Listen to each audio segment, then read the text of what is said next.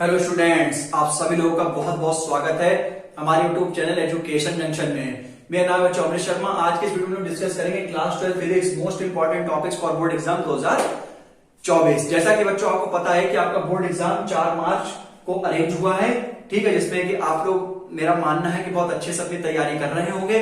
ठीक है, फिजिक्स बच्चों, फिजिक्स के एग्जाम में अच्छा स्कोर करने के लिए, बहुत अच्छे मार्क्स गेन करने के लिए आपको इन 4 की पॉइंट्स को बहुत अच्छे से फॉलो करना होता है, जो कि to write, representation skills, confidence and positive attitude. अगर ये आपके 4 की पॉइंट्स अगर आपने बहुत अच्छे से अपने समझ लिए हैं और इसको मतलब बहुत अच्छे से मेंटेन कर लिया है, तो फिजिक्स में आप बहुत इजीली अच्छे मार्क्स स्कोर कर सकते हैं। तो इस वीडियो में मैं आपको बताऊंगा क्लास 12 फिजिक्स में जो आपका चैप्टर नंबर 10 है, वेव ऑप्टिक्स, उससे रिलेटेड बहुत ही महत्वपूर्ण टॉपिक जो कि आपके बोर्ड एग्जाम में अक्सर पूछे जाते हैं। बिना किसी देरी के वीडियो को शुरू करते हैं।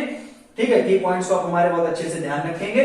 ठीक है, तो भाई सबसे पहला topic most important every year आप लिख लीजिए, हाइगेंस प्रिंसिपल। जो हाइगेंस प्रिंसिपल ने अपने पोस्टुलेट्स दिए थे और साथ ही साथ इन्होंने एक्सप्लेनेशन दिया था on the basis of reflection and on the basis of refraction. दोनों को आपको बहुत अच्छे से पढ़ लेना है। मतलब कहने का मतलब क्या हुआ कि हाइगेंस प्रिंसिपल से रिलेटेड ए टू जेड आप सब बहुत अच्छे से तैयार कर लेंगे और यही आपका हूबहू पेपर में आ जाएगा। फिर reflection and refraction of a plane wave at a plane surface using wavefront, इसके बाद आप ये वाला कर लीजिएगा। फिर उसके बाद आपको सोर्सेज आपने पढ़े होंगे, coherent sources and sustain interference. बहुत आसान सा टॉपिक है, पढ़ लीजिएगा, बहुत आराम से आप इसको लिख सकते हैं।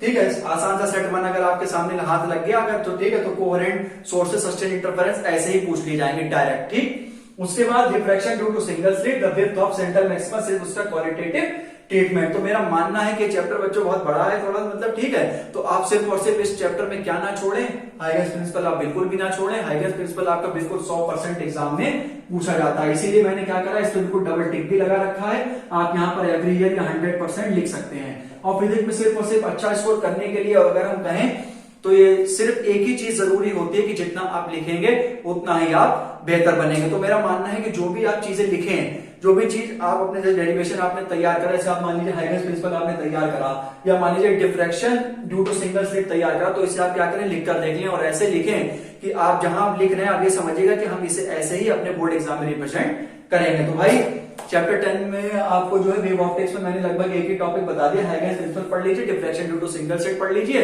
और इंटरफेरेंस वगैरह जो है ऊपर ही ऊपर पढ़ लीजिए बस। ठीक है, यंग्स डबल स्लिट एक्सपेरिमेंट का जो answer, Young's double slit experiment का जो आंसर आता है वो उसका फाइनल एक्सप्रेशन देख लीजिए, बस ये चले जाइए। 2-3 टॉपिक पढ़ के वेव ऑप्टिक्स में आपको इसी में से पेपर मिल जाएगा। ठीक, तो मिलते हैं नेक्स्ट वीडियो में, तब तक के लिए अपना ध्यान रखें। हमारी वीडियो अच्छी लगी वीडियो को लाइक करें, चैनल को सब्सक्राइब करें। Thank you so much and नमस्ते।